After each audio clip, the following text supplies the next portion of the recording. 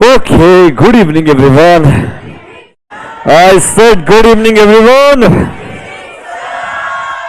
Very good. In your modules, come to page number 10.21. Today we will have a great discussion on advances.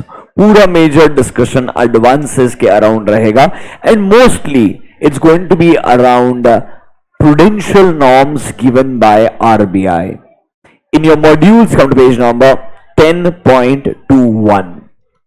अब देखिए, banking company के लिए RBI ने कुछ norms specify किए हैं. एक तरीके से ये गाइडलाइंस है कि आपने इनकम रिकॉग्निशन कैसे करना चाहिए, आपने एसेट्स का क्लासिफिकेशन कैसे करना चाहिए एंड आपने एडवांसेस के अगेंस्ट प्रोविजनिंग कैसे बनाना चाहिए. इसके रिगार्डिंग आरबीआई ने नॉर्म्स इशू किए हैं. They are relevant for all banking businesses. तो अब ऑब्वियसली बैंकिंग बिजनेस के लिए यह कंपल्शन हो जाता है इन नॉर्म्स को कंप्लाई करना. अगर आप ऑब्वियसली एडवांस अकाउंट्स में पढ़े होते तो आपको यही नॉर्म्स डिटेल में पढ़ाए जाते हैं.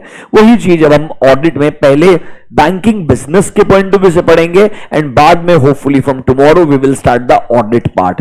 आज प्योरली अज्यूम कीजिएगा एक बैंकिंग बिजनेस में आरबीआई के नॉर्म्स क्या क्या है, क्या क्या रेलेवेंट बिजनेस रिक्वायरमेंट्स है, वो पढ़ाया जाएगा. And once this part is done from tomorrow will start the actual audit, जहां पे audit of advances, audit of income and audit of expenses आएगा.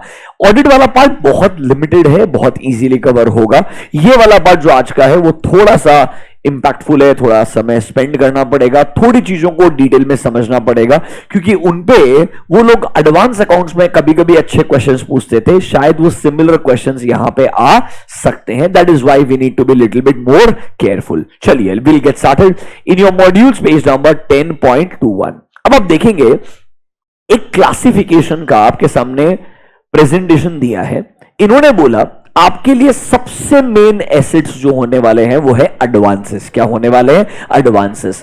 एडवांसेस को आप दो कैटेगरीज में डिवाइड कर सकते हो. देखिए, classification of advances as per prudential norms given by RBI. For a banking business you can classify your advances either as standard loans और एज एनपीए लोन्स. तो पहले तो क्वेश्चन ये आएगा एनपीए क्या होता है. अगर एनपीए का मीनिंग समझेगा तो हमें पता चल जाएगा कि भाई एनपीए में कब एक एडवांस को क्लासिफाई करना है. ऑब्वियसली बाकी सारे एडवांसेस बाय डिफॉल्ट कहां पर आएंगे? स्टैंडर्ड लोन्स के अंदर ही आने वाले हैं. But before we go to NPA, एक चीज नोटिस कीजिएगा, स्टैंडर्ड लोन में भी दो कैटेगरी है. Can you see word standard regular and there is something called as SMA, that is special mention accounts. Basically क्या है, अगर आप एनपीए का डेफिनेशन पढ़ेंगे मेरे साथ में, वहां पर ऑलमोस्ट हर जगह पे 90 डेज का क्राइटेरिया है. कितने दिन का क्राइटेरिया है? वो क्या बोलता है, अगर आपने कोई पैसा दिया ड्यू डेट से लेकर के, मतलब ड्यू डेट के बाद में नेक्स्ट डे से वो कहलाएगा ओवर ड्यू है. नेक्स्ट डे से वो क्या कहलाएगा? ओवर ड्यू है. ड्यू डेट तक पैसा नॉर्मली आपको आ जाना चाहिए, चाहे वो ईएमआई के फॉर्म में रहेगा, सिर्फ प्रिंसिपल रीपेमेंट रहेगा या मे बी सिर्फ इंटरेस्ट पेमेंट रहेगा, डिपेंडिंग अपॉन कैसा आपने लोन दिया है, फर्क नहीं पड़ता है. नॉर्मली ड्यू डेट को पैसा आ जाना चाहिए. इसके बाद में वो क्या कहलाएगा? ओवर ड्यू कहलाएगा. इन्होंने बोला है from 0 to 90 days, from 0 to 90 days वो इसी कैटेगरी में आएगा, that is called as standard loans category. 90 days के बाद में वो यहां से शिफ्ट होकर कहां चले जाएगा? एनपीए में चले जाएगा. तो 0 से 90 डिग्री, अंडरस्टैंड, 0 से 90 डेज, मतलब डिग्री गलती से बोल दिया, 0 से 90 डेज तक वो कौन से कैटेगरी में रहेगा? स्टैंडर्ड लोन्स के कैटेगरी में रहेगा. 90 डेज के बाद में वो कहां शिफ्ट हो जाएगा? एनपीए. तो अगर आप नोटिस करेंगे 0 to 30, 30 to 60, 60 to 90, इसके भी इन्होंने तीन कैटेगरी बना दी है. मतलब नॉर्मली अगर ड्यू डेट तक रेगुलरली पैसा आ रहा है, स्टैंडर्ड रेगुलर में दिखते रहेगा. ड्यू डेट के बाद में पैसा ओवर ड्यू हो गया है, और ओवर ड्यू होने के बाद में कितना दिन हुआ है, if it is between 0 to 30 SMA 0 में आ जाएगा. It is between 30 to 60 can I से एसएमए 1 के अंदर आ जाएगा. फिर ऐसे 61 to 90 कहां चले जाएगा? एसएमए 2. इसके बाद में कहां शिफ्ट हो जाएगा? यहां से एनपीए के अंदर। अब एनपीए में भी तीन कैटेगरी आएगी, बेसिकली बकेट्स है। बेसिकली क्या है? बकेट्स है। आरबीआई बोलता है नॉर्मली ड्यू डेट तक रेगुलरली पैसा आना चाहिए, अगर आ रहा है वो स्टैंडर्ड रेगुलर एडवांसेस कहलाएंगे। क्या कहलाएंगे? Standard regular advances. उसके बाद में अगर ड्यू डेट आ गया फिर भी पैसा नहीं आया है, अगले दिन से वो ओवरड्यू कहलाएंगे, तो यहां से वो एसएमए में चले जाएंगे। कहां चले जाएंगे? Special mention accounts. When I से स्पेशल मेंशन, मतलब इनमें हम मेंशन करना चाहते हैं कि यहां पे ये रेगुलर सिचुएशन नहीं है, पैसा ओवरड्यू हो चुका है। क्या हो चुका है? ओवरड्यू। पर ओवरड्यू इतना भी नहीं हुआ कि एनपीए बना दें। ओवरड्यू होकर के वो अभी तक कौन से कैटेगरी में? 0 से 90 के अंदर ही है, इसीलिए वो स्टैंडर्ड से शिफ्ट हो जाएगा एसएमए के अंदर। 90 डेज के बाद कहां चले जाएगा? एनपीए के अंदर। क्या ना, इसी बकेट बाय बकेट क्लासिफिकेशन समझ में आया? अब यार एक्चुअली ये कोई मैन्युअली करता नहीं है, this is part of CBS. This is part of CBS. CBS में ऑटोमेटिकली ड्यू डेट फिक्स रहता है। ड्यू डेट को अगर पैसा नहीं आया तो 90 डेज तक पैसा रखेगा कहां पर? एसएमए के अंदर। उसके बाद ऑटोमेटिकली पैसा कहां शिफ्ट कर देगा? एनपीए के अंदर शिफ्ट कर देगा। पैसा शिफ्ट कर देगा मतलब अमाउंट शिफ्ट कर देगा for the purpose of reporting. For the purpose of reporting. Now this is normally integrated inside our core banking solution. हमें देखना है सिस्टम बराबर से काम करता है क्या, क्या कंपनी का मैनेजमेंट इसके रिगार्डिंग सही अकाउंटिंग डिसीजन लेता है क्या, ये हमें चेक करना होगा। ऑब्वियसली ऑडिटिंग वाला पार्ट बहुत लिमिटेड है आपके सिलेबस में। पहले वो प्योरली एक बैंकिंग बिजनेस काम कैसे करता है वही समझाने का ट्राई कर रहा है। तो एक काम कीजिए, मेरे साथ में एनपीए का डेफिनेशन पढ़िए, फिर आपको एक क्लासिफिकेशन और बेहतर वापस से समझ में आएगा। क्योंकि एनपीए में वो 90 डेज का क्राइटेरिया है, इसीलिए वो 0 से 90 में कहां पर है? स्टैंडर्ड लोन्स में है। एंड 90 के बाद कहां चले जा रहा है? एनपीए में जा रहा है। एनपीए के अंदर भी कुछ कैटेगरीज आएगी, आपको इंडिविजुअली पढ़ाएंगे, don't worry. Can we get started? सबसे पहले मेरे हिसाब से जो इंपॉर्टेंट कॉन्सेप्ट है एट अ इंटरमीडिएट लेवल, जो एक्चुअली में अकाउंट्स में बहुत कॉमनली पूछा जाता था, that is called as meaning of non performing asset. आइए, एनपीए क्या होता है? वापस से हम किसके अराउंड डिस्कशन कर रहे हैं? एडवांसेस। आज का पूरा डिस्कशन किसके अराउंड है? एडवांसेस। एडवांसेस बैंक के लिए एसेट है या लायबिलिटी है बच्चों? बैंक के लिए एडवांसेस एसेट्स है, लायबिलिटी है? एसेट्स है।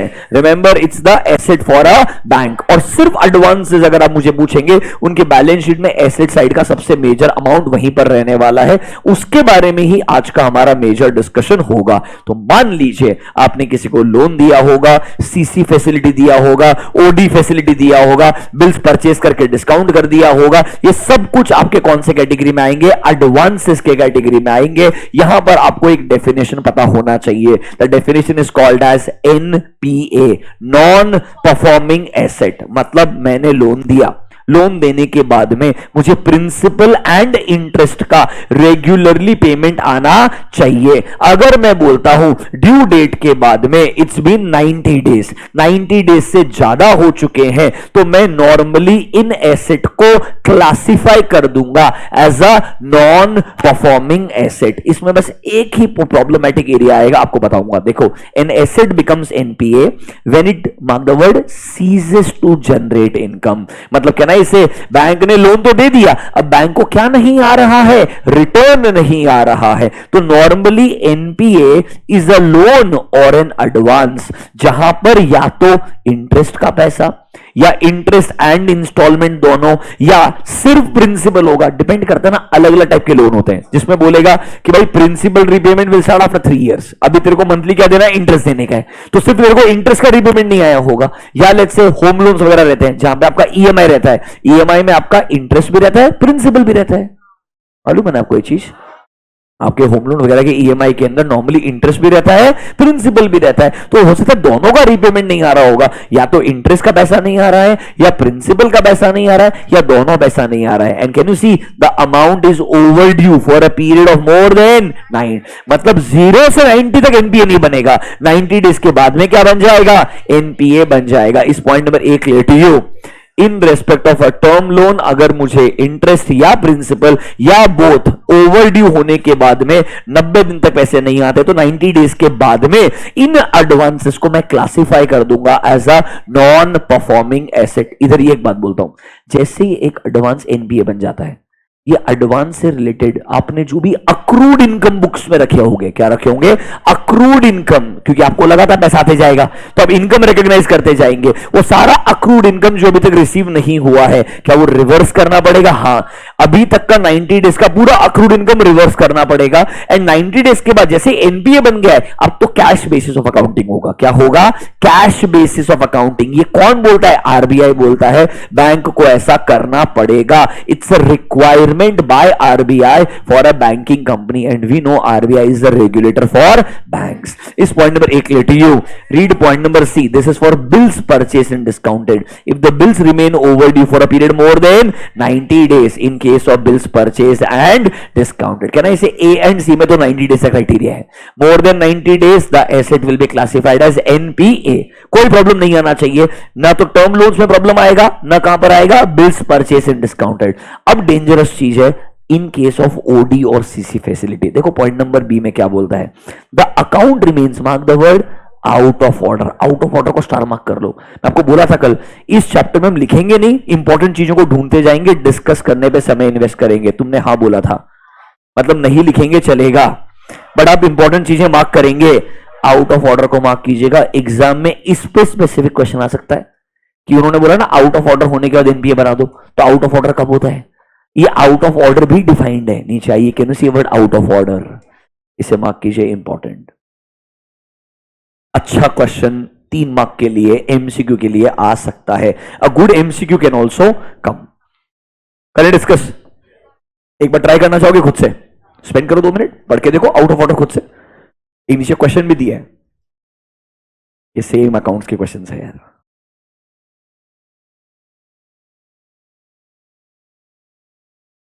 ढंग से पढ़ो।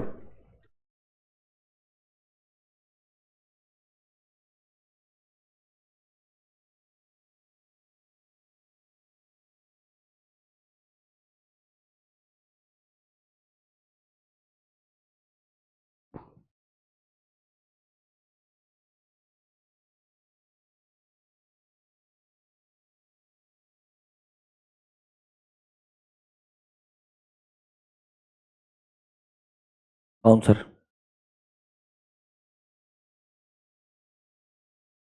समझा क्या? देखो 3 अलग अलग कंडीशंस है, अगर इसमें से एक भी फुलफिल होगी ना तभी आउट ऑफ ऑर्डर हो जाएगा। ढंग से पढ़ना। अगर आपको लगता है जो आपने ओवरड्राफ्ट फैसिलिटी, ओडी फैसिलिटी या सीसी फैसिलिटी अपने कस्टमर को दिया है, ओवरड्राफ्ट फैसिलिटी या सीसी फैसिलिटी कस्टमर को दिया है, अब यहां पे देखो 2 वर्ड आएंगे, एक वर्ड मिलेगा सैंक्शनड लिमिट और एक मिलेगा वर्ड ड्रॉइंग पावर। एक्चुअली दोनों में डिफरेंस होता है, बट यहां पर उन्होंने डिफरेंस बताया नहीं है ढंग से, इन्होंने बस ड्रॉइंग पावर आपके सिलेबस में एक्सप्लेन किया है। घबराइए मत, आज ही हम ड्रॉइंग पावर पढ़ेंगे। मैं आपको सैंक्शन लिमिट और डीपी में डिफरेंस क्या होता है वो भी एक्सप्लेन करूंगा। बहुत एक छोटा सा टेक्निकल डिफरेंस होता है। अभी के लिए मान लो दोनों सेम है, अभी के लिए मान लो दोनों क्या है? सेम। आपके आंसर के लिए तो स्लैश है ना, for the purpose of this provision there is a slash, that means दोनों सेम ही आपके लिए। अरे यस और नो? तो अभी सुनना, हमने किसी को सीसी फैसिलिटी दिया है तो उसके लिए कुछ ना कुछ लिमिट तो सैंक्शन किया होगा ना। CC facility is like overdraft. Overdraft मतलब आपका बैंक अकाउंट में बैलेंस नेगेटिव हो सकता है। नेगेटिव कितना हो सकता है? There will be a limit for this. No, obviously तुमको अगर याद रहेगा, तुम्हें कारो पढ़ा है, कारो में क्लॉज पढ़ा है, हम इन्वेंट्री को सिक्योरिटी रख करके वर्किंग कैपिटल का फैसिलिटी ले सकते हैं इन एक्सेस ऑफ 5 करोड़। कुछ तो याद आया होगा, वापस एप्लीकेशन आने वाला इधर खतरनाक वाला, सुनना वापस है अभी के लिए। जब भी हम ओडी लेते हैं, सीसी लेते हैं, कोई ना कोई एसेट रखेंगे, वो एसेट के बेसिस पे ये लोग हमें एक लिमिट देते हैं कि भाई आपका ओवरड्राफ्ट 2 करोड़ तक हो सकता है, आपका सीसी फैसिलिटी 5 करोड़ तक हो सकता है। तो क्वेश्चन ये बनता है, क्या हमारा नेगेटिव बैलेंस कंसिस्टेंटली इस लिमिट के बियॉन्ड जा रहा है क्या? अब अगर आप मुझे पूछेंगे ना, बैंक्स आजकल ऐसा कंट्रोल लगाते हैं कि जो लिमिट है ना उसे क्रॉस करने ही नहीं देते, उस लिमिट को क्रॉस करने ही नहीं देते। मतलब अगर नेगेटिव बैलेंस का लिमिट मेरा 2 CR का है और अगर मेरा नेगेटिव बैलेंस 1 करोड़ 98 लाख चल रहा है, मैं अगला चेक इशू करूंगा ना 2 लाख का, वो चेक रिजेक्ट कर देंगे। वो बोलेंगे नहीं, आपने पहले नया पैसा क्रेडिट करना चाहिए तो ही हम आपका ये चेक क्या करेंगे? क्लियर करेंगे, वरना क्लियर नहीं करेंगे। हालांकि आरबीआई ने कॉशियसली बोला है, अगर जिस अकाउंट में ओडी में या सीसी में आपने पैसा क्लाइंट को दिया है, consistently the amount outstanding is beyond these limits, इस लिमिट के अगर बियॉन्ड है तो हमें लगता है यहां पे रिस्क है, शायद ये प्रिंसिपल नहीं आएगा। देखो, the outstanding balance remains continuously in excess of sanction limit और ड्रॉइंग पावर। अब प्रॉब्लम यह है कंटिन्यूअसली डिफाइंड नहीं है। क्या डिफाइंड नहीं है? क्या 5 दिन तक कंटिन्यूस माना जाएगा, 15 दिन को continuous? Are you understanding this point? Now this is not really defined. इसके लिए बैंक अपने बायलॉस बनाता है। क्या बनाता है? बैंक अपने बायलॉस, अपने खुद के इंटरनल रूल्स बनाता है। जनरली आप मुझे पूछेंगे 30 डेज का क्राइटेरिया फॉलो किया जाता है, एक महीने के अंदर, क्योंकि नॉर्मल अजम्पशन होता है एक मंथ एंडिंग के आसपास आपने अगर पैसा निकाला है, कोई इनफ्लो तो आना चाहिए ना। देखो बिजनेस का लॉजिक क्या है, ओडी फैसिलिटी लिया, कस्टमर से पैसा आएगा तो भी इधर ही डिपॉजिट होगा, सप्लायर को पेमेंट करोगे तो भी यहीं से जाएगा। So there will be both inflow and outflow. But अगर मैं बोलूं सिर्फ आउटफ्लो ही है, सिर्फ आप फैसिलिटी को यूज करते जा रहे हो, बैलेंस क्या होते जा रहा है? नेगेटिव बढ़ते जा रहा है, एंड आपके लिमिट को क्रॉस कर चुका है, एंड कंसिस्टेंटली वो नेगेटिव बैलेंस है, तो शायद बैंक को लगेगा इधर अभी पैसा आने का चांस कम है, इससे हमें आउट ऑफ ऑर्डर बोल देना चाहिए। आउट ऑफ ऑर्डर बोल देना चाहिए मतलब इसको एनपीए बना देना चाहिए। क्या बना देना चाहिए? एनपीए। तो कंसिस्टेंटली अगर पैसा आपके सैंक्शन लिमिट या ड्रॉइंग पावर के बियॉन्ड है, can I say this is the amount you are allowed to remove, वो लिमिट के बियॉन्ड तुम्हारा पैसा कंसिस्टेंटली बाहर है। जनरली बैंक से करते हैं एक मार्जिन रखते हैं। लिमिट अगर दिया 2 करोड़ का, 2 करोड़ 5 लाख, 2 करोड़ 2 लाख, 2 करोड़ 3 लाख, ऐसा 0 से 5 लाख का 10 लाख तक का आपका मार्जिन रहेगा, उतना आपको अलाउ करेगा चेक देने के लिए। बट वो बोलेगा जल्दी नया क्रेडिट भी आना चाहिए, the credit should come with in next 30 days, the credit should come with in next 30 days. पर अगर मैं बोलूं वो लिमिट के ऊपर ही है, कंसिस्टेंटली नेगेटिव बैलेंस, तो I can classify this as a NPA because this will sound like a out of order account.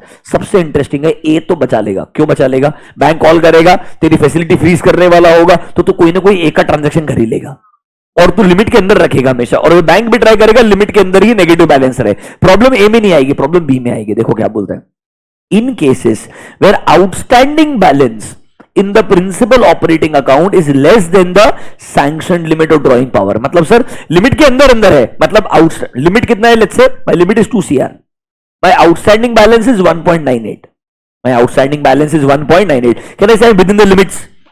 But there are, mark the word, no credits continuously for 90 days. वो 90 days का criteria बढ़िया बोल रहा है, balance limit के अंदर अंदर है बट आपका 90 डेज से कोई क्रेडिट ही नहीं हुआ है, तो can I say it sounds like normal loan जैसे आपने पैसा दिया है एंड 90 डेज तक कोई भी इनफ्लो नहीं आया है। इट साउंड्स लाइक ये किस डायरेक्शन में जा रहा है? NPA direction. समझो पहले वाले में तो बोला लिमिट के बियॉन्ड आउटस्टैंडिंग है, तो कोई 90 डेज का क्राइटेरिया भी नहीं है, वो बैंक डिसाइड कर लेगा। If my money is outstanding beyond 2 crore even for 15 days, bank out of order बोल सकता है। ये बैंक का इंटरनल रूल है, आरबीआई का रूल बोलता है इसके बियॉन्ड है तो तुम डिसाइड करो कंटिन्यूअसली कितने टाइम तक तुम्हारे हिसाब से बाहर रहना चाहिए। Normally 30 days is normally a bank will consider कि 30 दिन तक तुम्हारा 2 करोड़ के ऊपर का लिमिट चल जाएगा। ये नॉर्मली पीएसयू बैंक्स में होता है, प्राइवेट बैंक्स वो लिमिट टच नहीं करने देते। प्राइवेट बैंक बोलता है वो लिमिट के आसपास जो भी चेक आएगा रिजेक्ट कर देना चाहिए, वो ट्रांजैक्शन ही नहीं खत्म होने देंगे। वो उसके पहले क्या करेगा? आपको रोक के रखेगा। तो कहने से ए से तो बचा लेगा वो आपको, पर बी से आपको खुद बचना पड़ेगा। अगर मैं बोलता हूं लिमिट के अंदर ही कंज्यूम हुआ है बट नेगेटिव बैलेंस कंटिन्यूसली है और 90 डेज से एक भी रुपए क्रेडिट नहीं हुआ है उस अकाउंट में, मतलब उसमें कोई इनफ्लो आया ही नहीं है, तो क्या इसको आउट ऑफ ऑर्डर क्लासिफाई कर देना चाहिए? यस। नंबर 3 बोलता है नहीं क्रेडिट आया है बट लेट्स से 500 रुपए का, 1000 रुपए का, मतलब उन्होंने डिफाइन किया है उस पीरियड का जो इंटरेस्ट बनता है ना वो इंटरेस्ट भी कवर नहीं होगा, उससे कम क्रेडिट आया। देखो number C, credits are there but not even enough to cover the interest debited during the same period, मतलब उस पीरियड के लिए जो इंटरेस्ट का अमाउंट डेबिट होते जाएगा इवन वो भी आपका क्रेडिट कवर नहीं कर सकता है। फॉर एग्जाम्पल उस पीरियड का इंटरेस्ट बनता है 5 लाख रुपए, टोटल क्रेडिट मिला के हुए 4 लाख रुपए, कहना इसे इवन इंटरेस्ट भी रिकवर नहीं हो सकता है। तो कहना इसे हमें लगेगा रिस्क इन्वॉल्व क्या हो गया है? बढ़ गया है, एंड इस अकाउंट को हम क्या ट्रीट कर देंगे? Out of order account treat कर देंगे। सुनिए आउट ऑफ ऑर्डर के लिए 3 क्राइटेरिया है, या तो आपका आउटस्टैंडिंग बैलेंस लिमिट के कंसिस्टेंटली ऊपर है, तो कंटिन्यूसली ऊपर है तो सर बैंक डिसाइड कर लेगा आउट ऑफ ऑर्डर है, या सर लिमिट के अंदर है बट लास्ट 90 डेज से कोई पैसा क्रेडिट ही नहीं हुआ उस अकाउंट के अंदर, तो हमें इधर क्या लग रहा है इससे पैसा निकाला जा रहा है और नेगेटिव बैलेंस इकट्ठा होते जा रहा है लिमिट के अंदर बट वो क्रेडिट ही नहीं आ रहा है, there is no credit for last 90 days, that means there is a risk शायद कोई पैसा क्रेडिट होकर आएगा ही नहीं, तो कहना इसे इस अकाउंट को क्लासिफाई कर देना चाहिए as a out of order account. तीसरा बोलता है चलो क्रेडिट हुआ है पर जो पैसा क्रेडिट हुआ है वो उस पीरियड का इंटरेस्ट भी कवर नहीं कर सकता है, तो बैंक के जैसे सोचो ना, मैंने आपको लिमिट दे दिया, मानता हूं ये लिमिट देने से पहले एसेट देखे होंगे, लिमिट देने से पहले क्या देखे होंगे? एसेट देखे होंगे, पर ये पैसा आउटस्टैंडिंग भी तो है ना, तो कहना इसे इसको एनपीए तो क्लासिफाई करना पड़ेगा। क्यों? क्योंकि इस पे रिटर्न आना बंद हो चुका है, it looks like this asset is not performing. Okay example पढ़ो नीचे एक, ये क्वेश्चन है, ऐसे आएगा। ए लिमिटेड एडवांस अकाउंट्स में आया था, सीसी फैसिलिटी सैंक्शन करके दिया, कितने का? 50 लाख का। एज पर स्टॉक स्टेटमेंट दिख रहा है क्या? मतलब इन्वेंट्री को सिक्योरिटी रखा एंड सीसी लिमिट कितना दिया? 50 लाख का for the last quarter. Bank has calculated the DP, कितना ड्राइंग पावर कितना है? 42 लाख। सैंक्शन लिमिट कितना दिया? 50 लाख। Drawing power 42 lakh. देखो कब अकाउंट को आउट ऑफ ऑर्डर ट्रीट करना है? If the outstanding balance remains consistently in excess of 50 और 42, whatsoever the case may be. Can I say point number A repeat करा same? Number B, the outstanding balance in the account is less than 42, मतलब limit के अंदर है, but there are no credits for more than 90 days, मतलब 90 days तक अगर नहीं आए उसके बियॉन्ड अगले दिन उसको क्लासिफाई कर देना एज अ एनपीए। तीसरा वाला, देयर आर क्रेडिट्स, कितने अमाउंट का? 2 लाख रुपए का, but they are not even enough to cover the interest. Can you see the interest for that period is 5 lakh rupees. वो एग्जाम्पल से एक्सप्लेन कर रहा है। ऐसे सिचुएशन में आपका सिस्टम इतना स्ट्रांग होना चाहिए, उसने ऑटोमेटिकली ऐसे अकाउंट को फ्लैग करना चाहिए। क्या करना चाहिए? फ्लैग। और फ्लैग करके उसे out of order account treat कर देना चाहिए, मतलब अकाउंट फ्री हो जाना चाहिए। अकाउंट क्या हो जाना चाहिए? ओके सुनो, sanctioned limit is generally overall limit. Drawing power is specific to asset. सुनना, तो मैं एक्सप्लेन करूंगा। कल भी बताया था, मैं मेरे बिजनेस का प्रपोजल लेके बैंक के पास जाता हूं। बैंक को बोलता हूं भाई देख मेरा ये बैलेंस शीट है लास्ट 3 साल का, ऑडिटेड फाइनेंशियल स्टेटमेंट्स है, मेरे को ओवरऑल कितना अलग अलग टाइप का बोरोइंग मिला के तो दे सकता है। सीसी के लिए कुछ देगा, लॉन्ग टर्म लोन के लिए कुछ देगा, अदर शॉर्ट टर्म लोन के लिए कुछ देगा। तू मेरे एसेट्स और बैलेंस शीट को इवैल्यूएट करके एक ओवरऑल लिमिट सैंक्शन कर दे। क्या कर दे? एक ओवरऑल लिमिट सैंक्शन कर दे। लेट्स से उसने मुझे ओवरऑल लिमिट 100 करोड़ की सैंक्शन कर दी। ये 100 करोड़ पैसा नहीं दिया, उसने मेरे एसेट्स को इवैल्यूएट करके बोला 100 करोड़ तक का अलग अलग कैटेगरी का लोन आपको दे सकते हैं। 100 करोड़ रुपए तक का अलग अलग कैटेगरी का लोन हम आपको दे सकते हैं। इसके लिए वो मेरी इमूवेबल प्रॉपर्टीज की वैल्यूएशन करवाएगा, मेरे बैलेंस शीट के अंदर कंसिस्टेंटली पैसा कितना आता है उसका वैल्यूएशन करवाएगा, ऑडिटेड फाइनेंशियल स्टेटमेंट्स पूरे चेक करेगा, सब कुछ देख के वो मेरे को एक ओवरऑल बोलेगा हमको लगता है looking at your business and your assets, हम आपको ओवरऑल अलग अलग फॉर्म में 100 करोड़ तक का क्रेडिट फैसिलिटी दे पाएंगे। हम अभी दे नहीं रहे, ये हम बोल रहे हैं up to 100 CR we are comfortable.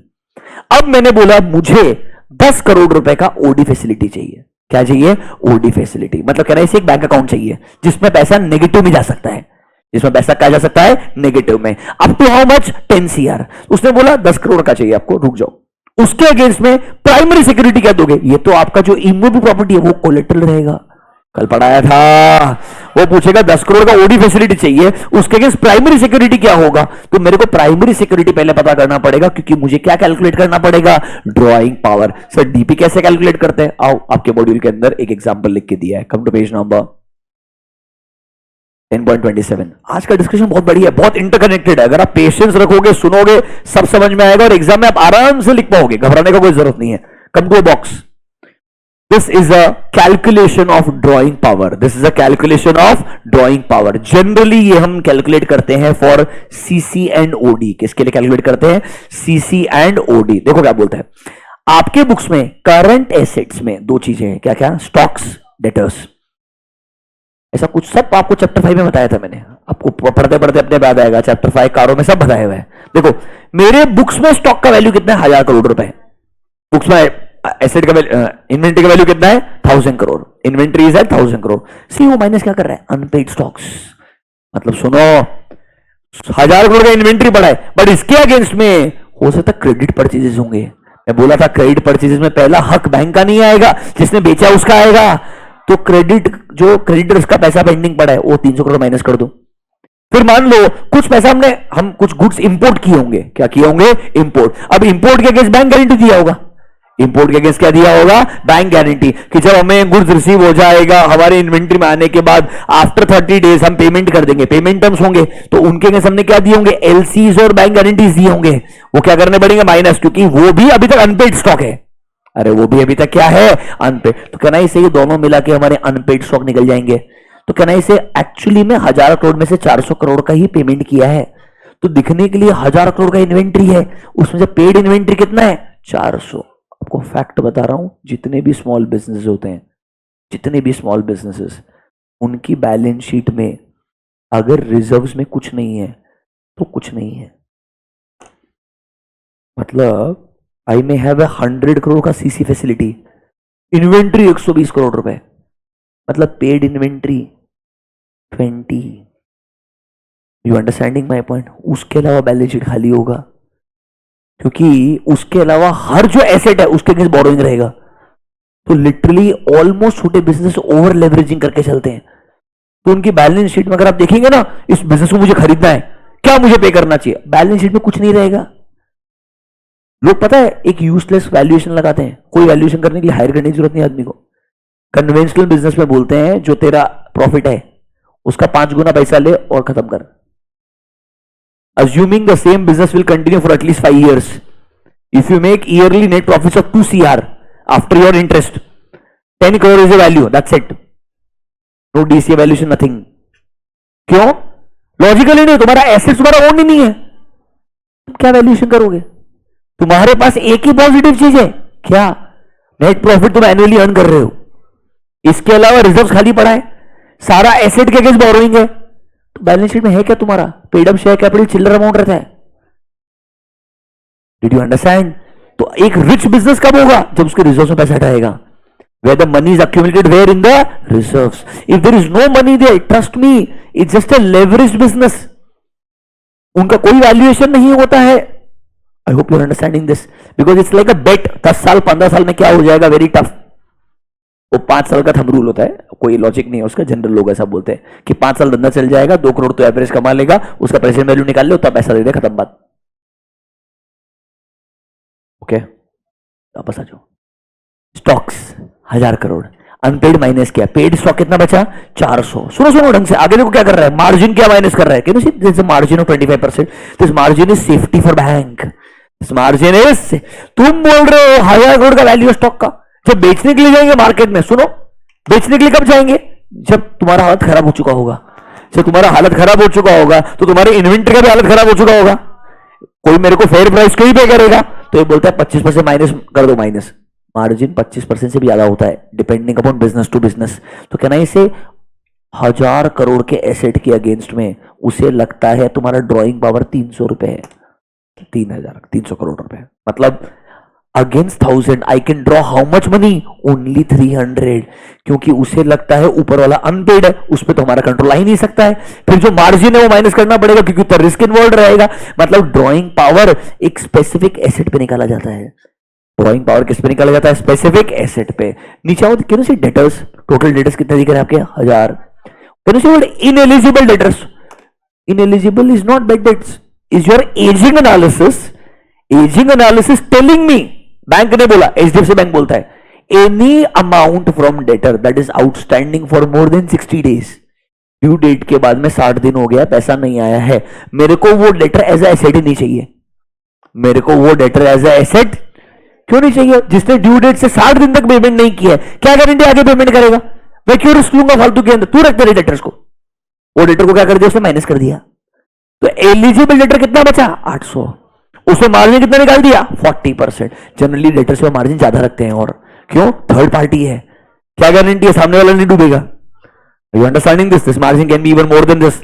Rather इसका भी इंश्योरेंस होता है, इसका भी इंश्योरेंस होता है दैट आपने किसी को गुड्स क्रेडिट पे दिया, इसको बोलते हैं ट्रेड क्रेडिट इंश्योरेंस। क्या बोलते हैं? ट्रेड क्रेडिट इंश्योरेंस, कि हम गुड्स क्रेडिट पे बेच रहे हैं, हमें गुड्स क्रेडिट पे बेचने का गारंटी नहीं है पैसा पूरा आएगा, तो हमें इंश्योरेंस कंपनी से इंश्योरेंस चाहिए। उन्होंने रिपेमेंट नहीं किया तो इंश्योरेंस कंपनी पे करेगा, इसके बदले इंश्योरेंस कंपनी प्रीमियम लेगा। अरे बराबर है कि नहीं है? तो इंश्योरेंस कंपनी बेवकूफ है, क्या को इंश्योरेंस देगा? वो पहले चेक करेगा लास्ट 5 साल का हिस्ट्री क्या तेरा, फिर हिस्ट्री चेक करेगा उन कस्टमर्स का जिनको तू क्रेडिट पे बेच रहा है, वो ढंगे हैं क्या। अगर वो ठीक हुए तो उसकी लिस्ट बना के देगा। इन कस्टमर से ही जो आउटस्टैंडिंग होगा वही हम पे करेंगे। क्या ना, इसे आपने ड्राइंग पावर निकाल लिया। डीपी कितना आया? 780। सुनो मेरा बात शांति से, क्या drawing power is for specific assets, sanction limit is overall for the entity. So generally, can I say sanction limit is more than DP? Can I say sanction limit is more than? क्योंकि sanction limit is for the overall business. Drawing power is for a specific facility. Drawing power is for a specific facility. ये example को important mark कर लो. IC ने same example के exam में पूछा है. Calculation उसने बोला अनपेड वाले इतने हैं, इनएलिजिबल डेटर्स इतने हैं, मार्जिन 25%, 40%. उसने बोला कैलकुलेट ड्रॉइंग पावर. कैलकुलेट बहुत आसान है, बस कौन से पता होना चाहिए. क्या पता होना चाहिए? क्या थोड़ा समझ में आया क्या बात? आई नो थोड़ा मैं कहीं से कहीं और चले गया, पर सब इंटरकनेक्टेड है. थोड़ा सोच सोच समझना पड़ेगा तो समझ में आएगा. सुनेंगे क्या? अभी तक ठीक लग रहा है क्या? वापस जाऊं क्या? Should I go back? पक्का 2 मिनट इसको देखना चाहते हो वापस से एक बार? स्पेंड 2 मिनट्स, एक बार कैलकुलेशन चेक कर लो दिमाग में शांति से.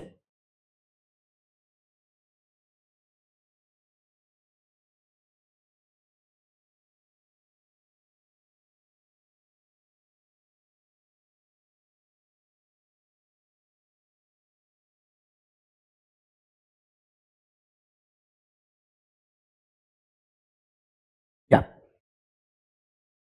बेटा, मार्जिन इज प्योरली बिजनेस में रिस्क कितना है उसके हिसाब से. And normally bank to bank ये रूल वेरी करता है.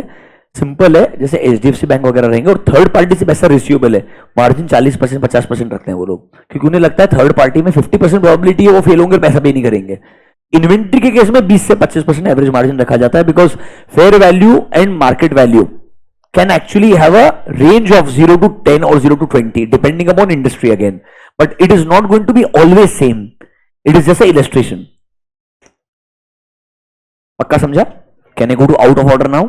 चल वापस आ जाओ. अब वो क्वेश्चन ढंग से पढ़ना, आउट ऑफ ऑर्डर के नीचे वाला वापस से. उस क्वेश्चन में देखो क्या बोल रहे हैं. आपका ओवरऑल सैंक्शनड लिमिट कितना है? 50 lakhs. दिख रहा है क्या? But as per stock statement आपका ड्रॉइंग पावर कितना कैलकुलेट हुआ है? 42. बोला था ना drawing power is for a specific asset. Drawing power is for a specific asset. Sanction limit is general for the entire organisation. तो इसीलिए generally sanction limit is more than drawing power. Generally sanction limit is more than drawing. Can they be equal also? Yes, हो सकता है total asset जो है वो सबका सब रख दिया होगा बोरो करने के लिए, तो उस केस में drawing power sanction limit same हो जाएगा. मान लो आपके बुक्स बीपी कुछ है ही नहीं, इमूवेबल प्रॉपर्टी कुछ है ही नहीं, करंट एसेट्स के नाम पे 2 ही चीज है. कौन कौन सा? Inventory and debtor. तो ड्रॉइंग पावर भी सेम रहेगा, सैंक्शन लिमिट भी सेम रहेगा. आपको ये आना नहीं चाहिए, नॉलेज के लिए बता रहा हूं. तुम्हें एक ही चीज आना चाहिए, डीपी ड्रॉइंग पावर क्या होता है. Sanction limit is not part of the syllabus, don't worry. Okay, but I still told you. आगे बढ़े क्या? क्या आपको आउट ऑफ ऑर्डर समझ में आया क्या? वापस से, आउट ऑफ ऑर्डर कब होगा? जब एक ओडी या सीसी में पैसा दिया हुआ है, हमें लगता है जो आपका सैंक्शन लिमिट ड्रॉइंग पावर है, consistently outstanding money is beyond that. If it is consistently negative, आपको सर इसको आउट ऑफ ऑर्डर बोल देना चाहिए. या सर लिमिट के अंदर ही आउटस्टैंडिंग है, बट सर लास्ट 90 डेज से कंटिन्यूअसली कोई क्रेडिट नहीं आया है, तो डर लग रहा है सर ये पैसा जो है ना आएगा ही नहीं, ये पैसा जो है वो आएगा ही नहीं, इसको एनपीए क्लासिफाई कर दो, आउट ऑफ ऑर्डर क्लासिफाई कर दो. तीसरा पॉइंट क्या बोलता है? सर अगर पैसा आया है but the credit is not sufficient to even cover the interest. उस पीरियड का इंटरेस्ट 5 लाख बनता है और इतना क्रेडिट भी नहीं है कि इंटरेस्ट कवर हो पाए, तो डर क्या है?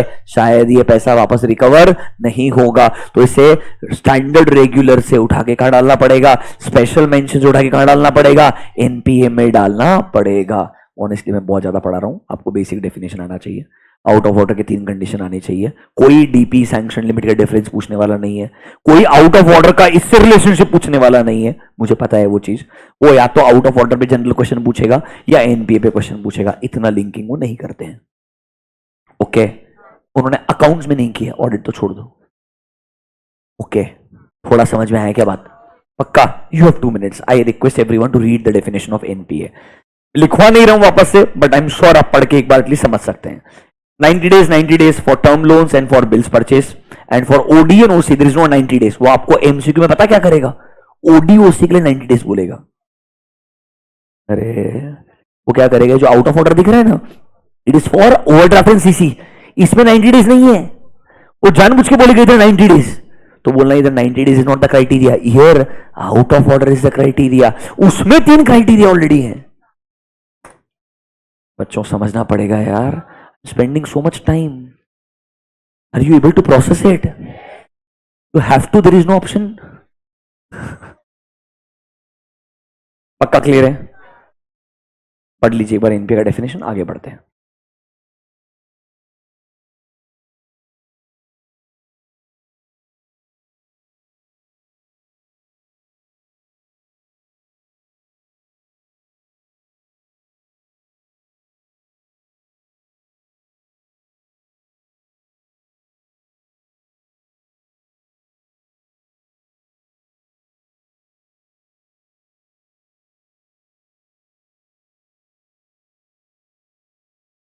वापस एक रिक्वेस्ट है. I know that you now you are by 50-55 days you're used to of writing. That's that's how you are awake.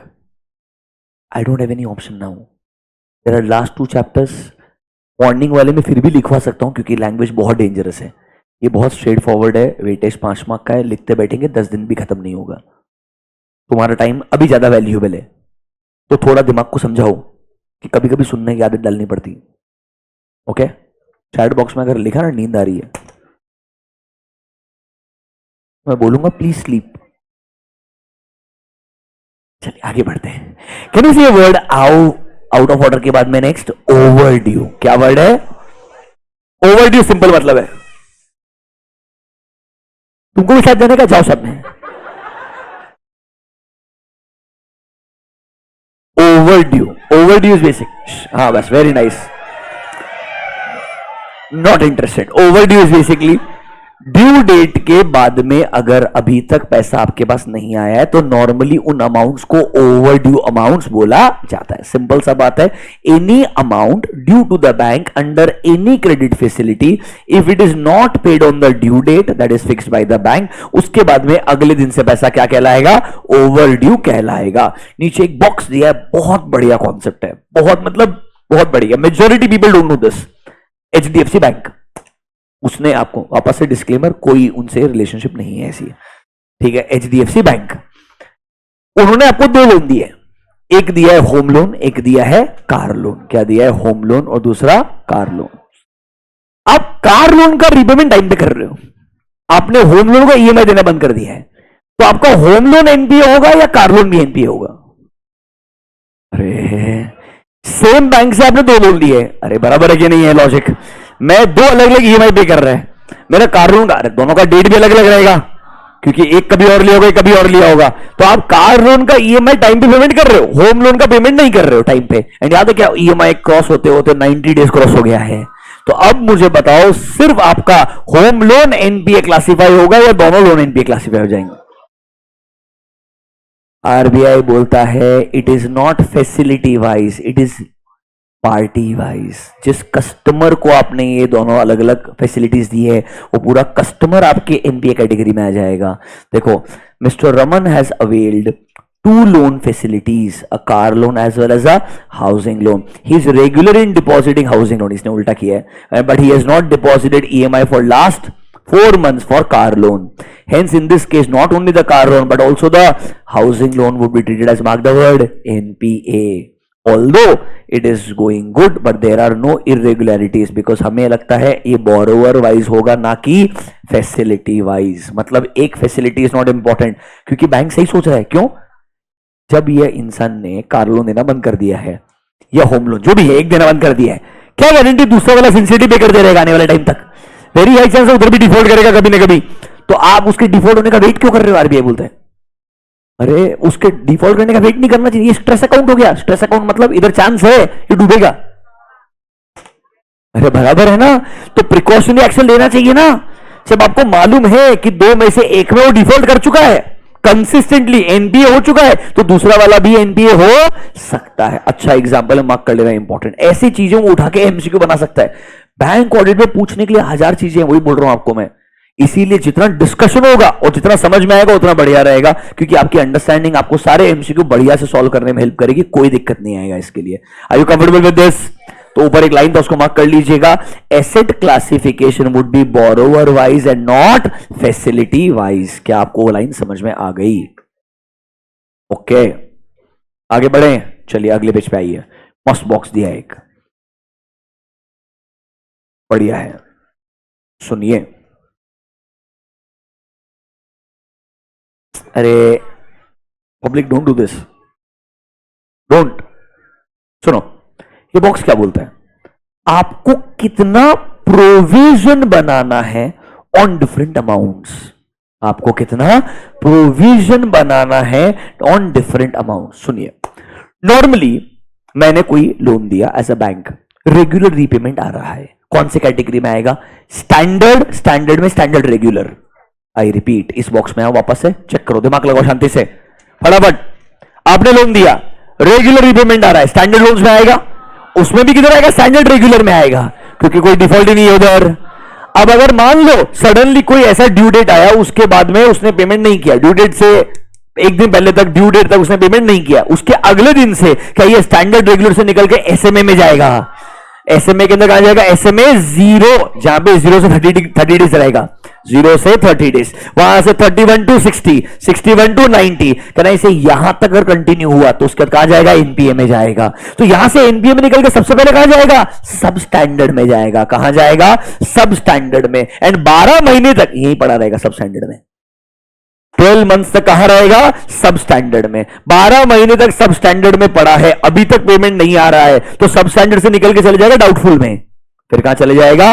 Doubtful. Doubtful के अंदर D1, D2, D3 ऐसी कैटेगरी बनाई है, और फिर सबसे लास्ट में चले जाएगा लॉस में। If you really ask me, doubtful के बाद खत्म हो जाता है काम, क्योंकि डाउटफुल में आप 100% प्रोविजन बनाना शुरू कर दोगे। D3 तक आते आते you will make 100% provision. Income तो रिवर्स कर चुके हो, प्रिंसिपल का भी प्रोविजन बना चुके हो, और 100% प्रोविजन बना लिया, मतलब एक तरीके से लिटरली आप अज्यूम कर रहे हो कुछ नहीं आने वाला है। हाँ, बैंक छोड़ता नहीं आपको, बट बैंक अज्यूम करेगा अकाउंटिंग पर्पस के लिए कि कुछ नहीं आएगा, बट बैंक आपके पीछे पड़ा रहेगा, वो हर तरीके से ट्राई करेगा रिकवरी करने का, रादर वो रिकवरी एजेंट्स को भेजेगा। यही बैंक करता था और वो गुंडागर्दी शुरू होती थी। यही फाइनेंस मिनिस्टर ने बोला ऐसा मत करो। फाइनेंस मिनिस्टर ने यही रोकने का ट्राई किया कि banks when they are trying to sell NPA, you can sell NPA. मैंने एनपीए बेच दिया एक भाव के अंदर, मेरे बुक्स में एनपीए की वैल्यू खत्म हो गई है, इसमें बहुत ज्यादा कैश का घोटाला होता है। सुनो, मेरे बुक्स में एनपीए का वैल्यू खत्म होते जाएगा डे बाय डे, क्योंकि मेरे को पैसा रिकवर होने का चांस ही नहीं लग रहा है। लेट्स से 5-10 हजार करोड़ के एनपीएस मैंने बेच दिया 200 करोड़ के अंदर।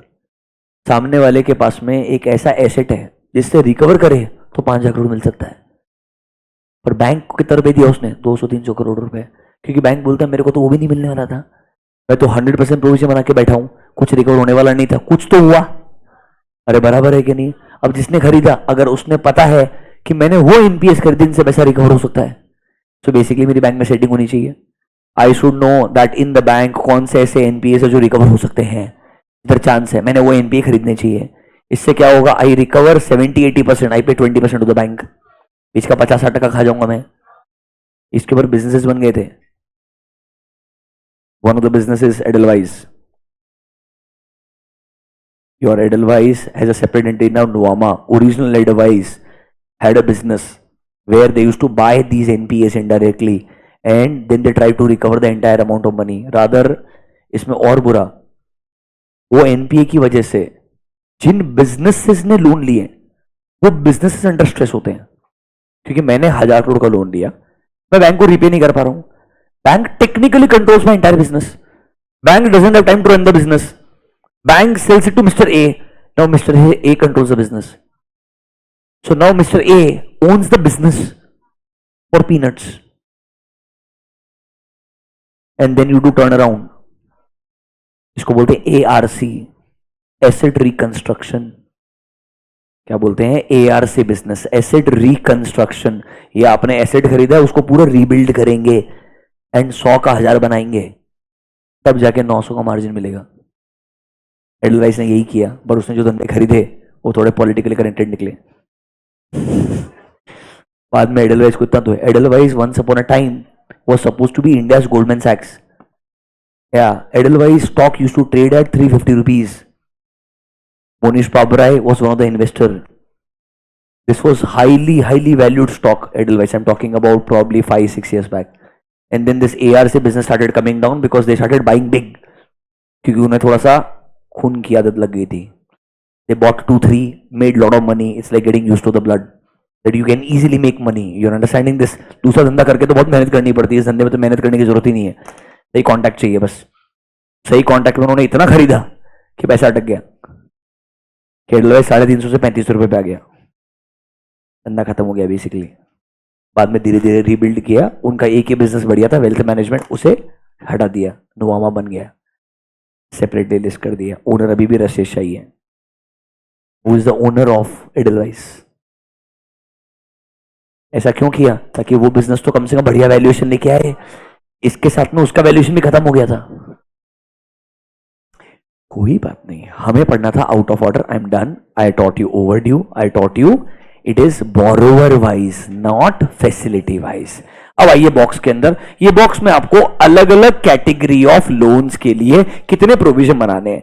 अगर आपका एडवांसेस सब स्टैंडर्ड कैटेगरी में, देखो it has remained NPA for a period less than or equals to 12 months, कितना परसेंट प्रोविजन चाहिए? 15%। वहां से नीचे कहां पर आएगा? D1 category, D2 category, D3। Can I say something that has remained under substandard for 12 months? देखो would be the one which is remained in substandard for a period of 12 months. वहां से कहां पे आ जाएगा? D1 के अंदर आ जाएगा। अब वो कंप्लीटली अनसिक्योर्ड अगर लोन है तो 100% प्रोविजन बनाओ, अगर सिक्योर्ड है तब भी 25% लोन प्रोविजन बनाओ। ये प्रोविजंस के परसेंटेज है, आरबीआई ने बोल के रखा।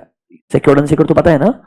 अरे वो लोन सिक्योर तो रहेगा ना, अगर सिक्योरिटी है तो सिर्फ 25% ही बनाने के लिए बोला है, अगर कंप्लीटली अनसिक्योर्ड है तो 100% ही बनाना पड़ेगा। फिर सर D2 में जाएगा, D3 में जाएगा, ऐसा पीरियड बाय पीरियड चलते जाएगा। अगर आप एक चीज नोटिस करेंगे, यहां तक आते आते खत्म हो जाएगा, यहां तक आते आते क्या हो जाएगा? खत्म। तो फिर ये लॉस एसेट कैटेगरी बनाया है क्यों?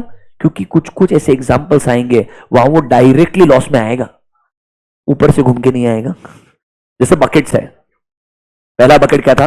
स्टैंडर्ड रेगुलर, रेगुलर से कहा गया एसएमए, एसएमए से कहा गया एनपीए, सब standard D1, D2, D3, last loss asset.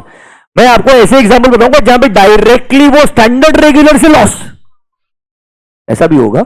हाँ, अभी आगे पता चलेगा आपको।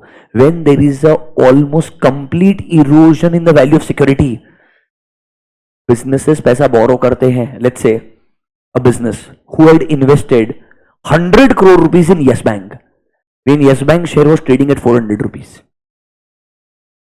I have 100 crore rupees invested in Yes Bank and Yes Bank stock is trading at 400 rupees. From there it came to 4 rupees. My 100 crore. Now I, who has 100 crore, disclaimer, in Yes Bank, ऐसा कुछ है नहीं, I borrow from a bank and I give my Yes Bank as a security, तो मेरी नहीं bank की लग गई। बात समझ में आया क्या? नहीं, मेरा यस बैंक में इन्वेस्टमेंट 100 करोड़ का है, लेट्स से उसका वैल्यू खत्म होकर के 2-4 करोड़ बचा है। Can I say there is almost a significant erosion in the value. मैंने उस सिक्योरिटी को ही, वो मेरे यस बैंक के स्टॉक को ही बोला तेरे पास रख एज अ सिक्योरिटी, इसके बदले मुझे 100 करोड़ का लोन दे दे। देगा ही नहीं, पहले वो 70 करोड़ का लोन देगा, वो सोचेगा कितना ही गिर जाएगा, यस बैंक इंडिया का one of the best private bank है, ऐसे हेडलाइंस थे। तो उसने 70 करोड़ का लोन दिया मेरे को। प्रॉब्लम ये है वो लोन का 1 साल का इंटरेस्ट रिकवर करने का भी हमारा स्टॉक का वैल्यू नहीं है। तो क्या बोलेगा? स्टैंडर्ड से एनपीए सब ना, सीधा लॉस, कुछ नहीं मिलने वाला है इधर। समझ में आया क्या? क्योंकि ना इसके पास कुछ है ना यस बैंक के पास कुछ है। तो डूबा कौन? The bank who had given the loan. I hope you understand this. कोई बात नहीं, समझाना थोड़ा सा। तो सर ऐसे कैटेगरी होते हैं, तुम्हें क्या करने का है? एक याद कर लो, ऊपर वाला 15% आता है सब स्टैंडर्ड पे, 15% याद कर लेने को, और नीचे डाउटफुल में 25, 40, 100, इतना याद कर लेना, काफी है काम। क्या याद कर? और वो अनसिक्योर्ड में तो पूरा 100 ही होता है, उसमें याद क्या करना है? अरे अनसिक्योर्ड में तो पूरा 100 ही होता है, उसको याद करके फायदा ही नहीं है। 15, 25, 40, 100 इतना याद कर ले, उसके बाद तो कुछ है ही नहीं है। ओके, मेरे हिसाब से बहुत डिस्कशन हो गया, आगे चलते हैं। आगे बढ़े क्या? पक्का? चलिए लेट्स गो नेक्स्ट, नीचे आओ। आगे ना, अब यो एकदम छोटे छोटे बाइट्स है, मतलब स्मॉल स्मॉल इंडिविजुअल कॉन्सेप्ट्स हैं, ये वाला डिस्कस करेंगे पहले। गवर्नमेंट गारंटीड एडवांसेस मस्त है, सुनना। तुमने किसी को लोन दिया, उसने लोन के बदले सिक्योरिटी दिया। क्या दिया है? कोई ना कोई गवर्नमेंट की गारंटी है। किसी गारंटी है? गवर्नमेंट की गारंटी। बैंक बोलता है और आरबीआई बोलता है, अगर सेंट्रल गवर्नमेंट की गारंटी है तो एक बार मान लेंगे, स्टेट गवर्नमेंट में कुछ लेना देना नहीं है। चुपचाप उसको एनपीए ट्रीट करने का, दिमाग लगाने का नहीं, वही 90 डेज का क्राइटेरिया। मतलब स्टेट गवर्नमेंट का गारंटी से कुछ बचने वाला नहीं है। सेंट्रल गवर्नमेंट की गारंटी में it's as good as RBI giving a guarantee and now RBI making a guideline. Oh, I don't know whether you're understanding. These guidelines are given by RBI. Central government का guarantee, that means indirectly guarantee given by. You're understanding? You are thinking about a person. I am talking about government is a machinery. You are thinking Modi ji की guarantee. तुमको समझ नहीं रहा, तुम slow गए हो, पर मैं बोल रहा हूं it is given by government of India that is backed by RBI. So it's like irony. RBI can not say don't count my guarantee as a guarantee. अरे समझा क्या? तो सेंट्रल गवर्नमेंट का गारंटी एक्सेप्टेबल है, but state government का guarantee वो बोलता है एक्सेप्टेबल नहीं है। देखो, central government guaranteed advances where guarantee is mark the word not invoked. अभी तक गारंटी इन्वोक नहीं हुई है, खत्म नहीं हुई है, तो इन एसेट्स को क्लासिफाई करना as a standard assets but regarded as NPA only for which mark the word income recognition. मतलब इस पे अक्रूड इनकम चार्ज मत करना। मैंने बैंक के पास गया, पैसा बोरो किया, मेरा सेंट्रल गवर्नमेंट का गारंटी उनको दिया, I would have invested money with the central government, I am giving this as a guarantee. Principal secured है, बैंक को लगता है, बट भाई इंटरेस्ट जो तू अक्रूड काउंटिंग कर रहा है ना, बस वो अक्रूवल का काउंटिंग करना बंद कर दे। प्रिंसिपल सिक्योर्ड है, उसके लिए तुझे एनपीए क्लासिफाई करने का जरूरत नहीं है, क्योंकि उसको क्या ट्रीट करने के लिए बोल रहा है? Standard asset. स्टैंडर्ड बोलने के लिए बोल रहा है मतलब वो पहली कैटेगरी में आ रहा है। याद करो तो वही कैटेगरी थी स्टैंडर्ड एनपीए, और स्टैंडर्ड में ही रख even if the money is not received after 90 days. क्यों? गारंटी किसकी है? सेंट्रल गवर्नमेंट की है, तो एनपीए मत बना, बट हां 90 डेज के बाद में इनकम रिकग्निशन कैश बेसिस हो जाना चाहिए। इनकम रिकग्निशन शुड बी, मतलब इस पे इंटरेस्ट का अक्रूड इनकम मत लगाते जा फालतू में। Don't let your interest meter continue, interest meter को स्टॉप कर दो। इंटरेस्ट मीटर मतलब इंटरेस्ट कैलकुलेशन, ऐसा इनकम स्टॉप कर दो। सिर्फ ध्यान रखना प्रिंसिपल के लिए कोई डरने का जरूरत नहीं है, बट यही मजा आएगा पॉइंट नंबर बी में। पॉइंट नंबर बी को मार्क करना है एमसीक्यू के लिए। ए नहीं पूछेगा, इंटरेस्टिंग नहीं है, बी इंटरेस्टिंग है। Situation would be different if the advance is guaranteed by state government. Advance is to be considered as NPA if it remains overdue for more than 90 days. दोनों provisioning के लिए भी NPA कहलाएगा and income के लिए भी NPA. Can I से इधर सेंट्रल गवर्नमेंट का गारंटी एक्सेप्टेबल है? अरे क्योंकि सेंट्रल गवर्नमेंट खुद आरबीआई है यार, समझा क्या? पक्का। अगला वाला मस्त है, एडवांसेस अंडर कंसोर्टियम। कंसोर्टियम के ब्रैकेट्स में लिखो ग्रुप और कार्टल। कंसोर्टियम के ब्रैकेट्स में लिखो ग्रुप और cartel. Let's say Adani Enterprises goes to SBI bank and Adani Enterprises says we are looking for expansion, we need some money. Let's say we just need 10,000 crore rupees. ऐसा करो तो मांग सकते हैं यार। सर इनकम रिकग्निशन वाला half point नहीं sir. Income recognition का मतलब होता है बेटा इंटरेस्ट को रिकॉग्नाइज करते रहना। वो बोलते हैं सिंपल चीज है, अगर सेंट्रल गवर्नमेंट ने गारंटी दिया है एसेट स्टैंडर्ड ही रहेगा, प्रोविजन मत बनाओ, एनपीए मत क्लासिफाई करो, बट इंटरेस्ट को एज ए इनकम भी रिकॉर्ड मत करो, क्योंकि आपका इनकम रिकग्निशन बदल जाएगा, मतलब कैश बेसिस हो जाएगा। Okay, Adani enterprises SBI bank 1000 crore, SBI बोलता है अच्छा 10,000 करोड़ यार क्या फर्क पड़ता है। अरे नहीं एसबीआई है यार, एसबीआई बड़ा है, ऐसा तुम मजाक मत समझो यार। Don't think like this. सुनो तुम एसबीआई का पैसा मांगने, सुनो ना, एसबीआई का पैसा मांगने, एसबीआई बोला देखो हम अगर आपको पैसा देंगे ना प्रॉब्लम हो जाएगा।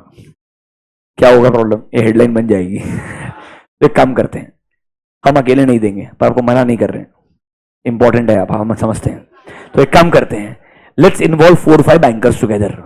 एसबीआई बोलता मैं बुलाऊंगा, कम से कम पंजाब नेशनल बैंक तो आएगा ही। मतलब I mean to say कुछ बैंक्स तो आ जाएंगे, let all the banks come together, SBI will become lead banker, SBI will become lead banker, SBI will take the lead। वो एसेट्स को इवैल्यूएट करेंगे, इवैल्यूएट करके सैंक्शन लिमिट निकालेंगे। उन्होंने बोला looking at the remaining assets of Adani enterprises I use the word remaining क्योंकि ऊपर already बहुत सारा बोरोड है, तो जो बचा है उसके हिसाब से हम 1000 करोड़ का लोन दे सकते हैं, बट हम अकेले नहीं देंगे, हम ये चीज को डिवाइड कर देंगे मल्टीपल लोगों में। तो जैसे ड्राइंग पावर हमने कैलकुलेट किया था, याद है क्या, इंडिविजुअल लेवल के ऊपर, इस बार वैसे ही कैलकुलेशन होगा और हम बैंक में ये हिस्सा डिवाइड कर देंगे। जैसे ये लिस्ट ऑफ बैंक, ऑब्वियसली सबसे आगे स्टेट बैंक ऑफ इंडिया होना चाहिए। उसने बोला हम 32% ऑफ द ओवरऑल लोन देने को तैयार हैं, तो ऑब्वियसली इसमें सबसे ज्यादा रिस्पॉन्सिबिलिटी किसकी होगी, लीड बैंकर की होगी। सारा डॉक्यूमेंटेशन कौन मैनेज करेगा, लीड बैंकर। कहना इसे, अगर मैं आईसीआईसीआई बैंक का ऑडिटर हूं तो मुझे क्या देखना है, मेरा शेयर कितना है इस लोन के अंदर, 4.84, तो मेरा रिस्क कंपोनेंट 4.84 ही होना चाहिए। अरे ओवरऑल रिस्क शेयर्ड है ना, I am not going to cover the 100% risk, I am going to cover only 4.84%। तो कहना इसे, अदानी एंटरप्राइजेस के ओवरऑल एसेट्स में से ड्राइंग पावर टोटल भली 1550 होगा, हमारे लिए वो ड्राइंग पावर कितना है, 75 है। तो हम जो सीसी फैसिलिटी देंगे वो अप टू 75 होना चाहिए, अप टू क्या होना चाहिए, क्योंकि टोटल एसेट्स का ड्राइंग पावर उन्होंने निकाला 1550, इसके अगेंस्ट में ओवरऑल लोन इतना दिया है, वो रिस्क को परसेंटेज बेसिस पे क्या कर लेंगे, डिवाइड कर लेंगे। अब रिस्क को परसेंटेज बेसिस पे डिवाइड करेंगे तो ड्राइंग पावर भी परसेंटेज बेसिस पे प्रोपोर्शनेटली क्या हो जाएगा, डिवाइड हो जाएगा। This is called as advances under consortium. इसमें एक लीड बैंकर का कॉन्सेप्ट होता है। देखिए फर्स्ट लाइन को मार्क कीजिएगा, नंबर ए पढ़ना बस। Consortium means advancing loans to a borrower by 2 or more banks jointly by forming a group। Sir इस केस में जॉइंटली अप्रेजल किया जाएगा, जॉइंटली कंट्रोल एंड मॉनिटरिंग किया जाएगा, एंड जनरली एक बैंक जिसका सबसे ज्यादा शेयर होता है will be called as the lead banker, will lead the overall consortium. तो कहना है इसे मेजर रिस्पॉन्सिबिलिटी किसके ऊपर आ जाएगी, लीड बैंकर के ऊपर आ जाएगी। आपको कुछ नहीं करना है, आपको देखना है तुम जिसका ऑडिट कर रहे हो वो लीड बैंकर है कि नॉर्मल बैंकर है। नॉर्मल बैंकर है तो उसका नॉर्मल रिस्क कितना है, लीड बैंकर है तो ऑब्वियसली उसके ऊपर ओवरऑल रिस्क भी ज्यादा होगा, एंड इस केस में रिस्क शेयरिंग भी इन जनरल क्या रहेगा, ज्यादा रहेगा। अकॉर्डिंगली आप ऑडिट कर लेना। नीचे देखो एक नोट लिख के दिया है, can you see word drawing power allocation. The lead bank would be responsible for computing drawing power. How will you compute drawing power, just पढ़ाया था। स्टॉक्स निकालोगे, अनपेड स्टॉक्स का वैल्यू माइनस करोगे, मार्जिन माइनस करोगे, debtors निकालोगे, ineligible minus करोगे, eligible आएगा, margin minus करोगे, वैल्यू बच जाएगा। नेक्स्ट, समझा क्या, लॉजिकल है क्या? इसमें कुछ नहीं पूछ सकते क्योंकि बेसिक सा कॉन्सेप्ट है, उन्होंने बस एक्सप्लेन करने के लिए बताया ऐसा डिवीजन नॉर्मली होना चाहिए। This concept is called as advances under consortium. मतलब लोन दिया है but not individually, as a part of a group. The loan is given as a group. Is clear to you? इसमें lead banker word पता होना चाहिए। क्या word पता होना चाहिए? और एग्जाम में क्वेश्चन जानबूझ के लीड बैंकर के ऊपर पूछेगा, एमसीक्यू के अंदर सिचुएशन दे देगा और बोलेगा ये 32% वाला जो एसबीआई है उसको हम क्या बोलेंगे, एबीसीडी। बाकी तीन क्या एग्जांपल देंगे मेरे को नहीं पता, एक ढंग का है वो लीड बैंकर है। Is this clear to you? ठीक लग रहा है क्या? आगे आ जाओ। पॉइंट नंबर 10.25, अगला पॉइंट देखिए, मस्त है। मैंने आपको बोला था ना वो यस बैंक वाला एग्जाम्पल, इधर ही आएगा। हेडिंग देखो क्या बोलता है, accounts where there is a erosion in the value of security. मतलब हमने लोन दिया, लोन के अगेंस्ट में प्रॉपर सिक्योरिटी लिया, प्रॉब्लम यह है सिक्योरिटी का वैल्यू उड़ गया। हमने लोन दिया, लोन के बदले सिक्योरिटी लिया, वो सिक्योरिटी का उसका वैल्यू खत्म हो गया है, उसका वैल्यू इरोड हो गया है, मतलब वैल्यू कम हो गया है। अब उन्होंने दो सिचुएशन दिए हैं। एक्चुअली सबसे एक्सट्रीम होता है सिचुएशन नंबर 2। ढंग से पढ़ो, नंबर 2 क्या बोलता है, इफ द रियलाइजेबल वैल्यू, मस्त है, of the security as assessed by the bank or by approved valuer is less than, mark the word, 10% of the outstanding in borrowed accounts। मतलब outstanding balance 1000 crore है, security बेच के maximum जो पैसा मिल सकता है वो 10 करोड़ मिल सकता है। तो कहना इसे 1000 करोड़ का 10% मतलब 100 करोड़ तो रिकवर करने के लिए मिनिमम सिक्योरिटी वो भी नहीं है, it is less than 10% of the outstanding amount. मतलब loan outstanding is 1000 CR, security that is given earlier was highly valuable, the value of the security has come down। ये generally होता है capital market securities के against में, जब आप equity वगैरह security में ले लेते हो। सिंपल चीज है, आप कभी ये प्रमोटर वगैरह का शेयर होल्डिंग देखते हो, अब ये चेक करना चाहिए प्लेज्ड कितना है। आपने और सुना क्या प्लेज्ड? वो रिप्रेजेंट यही करता है कि अगर मेरा जो ओनरशिप है उस ओनरशिप का 60% पार्ट प्लेज्ड है, मतलब ये मेरा इक्विटी कहीं ना कहीं ऐसे सिक्योरिटी रखा हुआ है, ये मेरा इक्विटी कहीं ना कहीं कहां रखा हुआ है, सिक्योरिटी। वो बिजनेस बहुत रिस्की होता है, उसका मतलब है ओनर का खुद का जो कंट्रोल है उसका ऑलमोस्ट 60-70% बैंक के पास कंट्रोल है या किसी थर्ड पार्टी का कंट्रोल है, क्योंकि उसने अपनी सिक्योरिटी को कहां रखा है, एज अ प्लेज रखा है, मतलब उसके बदले उसने और पैसा बोरो किया हुआ है। नहीं, सुनो, is a company XYZ, in this company I have let's say X% share holding. अब मैं बोलता हूं मेरी शेयर होल्डिंग जो है ये मेरे लिए तो एसेट है, मेरी शेयर होल्डिंग मेरे लिए तो क्या है, एसेट है। मैं बोल रहा हूं this is kept as a pledge, kept as a pledge मतलब it is kept as a security. Generally ये कोलेट्रल होती है, क्या होती है, कोलेट्रल। प्राइमरी सिक्योरिटी कोई और रहेगा, but my share holding is kept as a collateral security with the bank. That means कल को कुछ गलत हुआ तो मेरा ये जो कोलेट्रल है ना ये ट्रिगर हो जाएगा, ट्रिगर हो जाएगा मतलब मेरी शेयर होल्डिंग को फोर्स करेगा बेचने के लिए, तो इनडायरेक्टली शेयर होल्डिंग मेरी रहेगी ही नहीं, जितनी प्लेस है वो बैंक की हो जाएगी। इधर नहीं लिखा है, बस तुमको पता होना चाहिए, नॉलेज के लिए बोल रहा हूं। इधर तो बोल रहा है सिंपल सिंपल है भाई, जो सिक्योरिटी है उसका वैल्यू लेस देन 10% है फ्रॉम द आउटस्टैंडिंग बैलेंस, मतलब रिकवर होने को कुछ बचा ही नहीं है। The existence of security, mark the word, should be ignored and the asset should be straight away classified as, mark the word, loss asset. Point number 2 important है, बढ़िया MCQ बना। सच्ची बोलू क्या, बैंक ऑडिट में ढंग के क्वेश्चन बनाए ना, ऐसे कॉर्नर कॉर्नर से निकाल सकते हैं ना, पर ऐसा होता नहीं है। Questions are highly highly ordinary, both intermediate final दोनों लेवल पे, वेरी वेरी बेसिक क्वेश्चंस। जाने दो, थोड़ा बैंकिंग बिजनेस समझ में आ रहा है ऐसा लग रहा है, पक्का। ऊपर पॉइंट नंबर 1 खुद से पढ़ोगे क्या, 50% वाला क्राइटेरिया आसान है, पढ़ो जरा।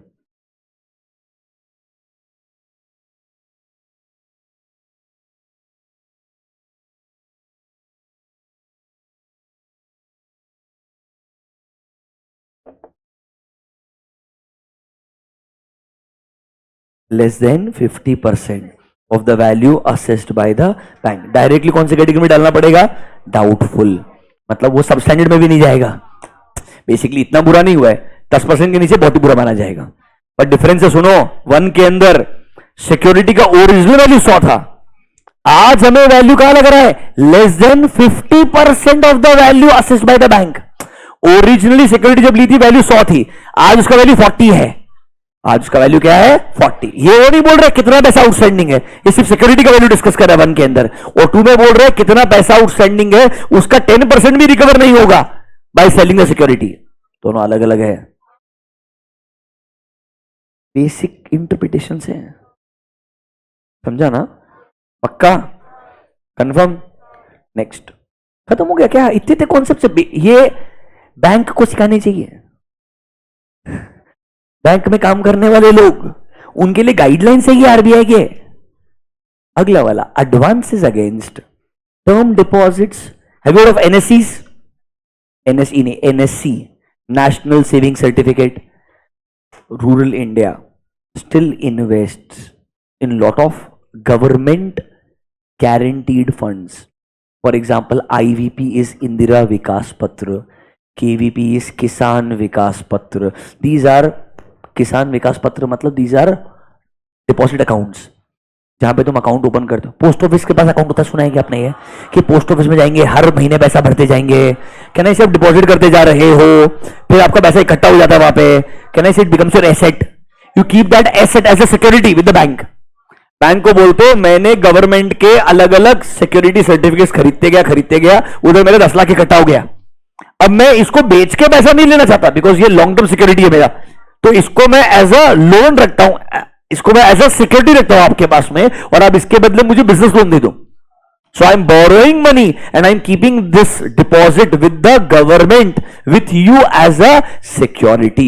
कोई दिक्कत वाला बात नहीं है, ये एक तरीके से गवर्नमेंट गारंटीड ही होता है। देखो, advances against term deposits, NSCs, they are eligible for surrender and life policy. They need not be treated as NPA.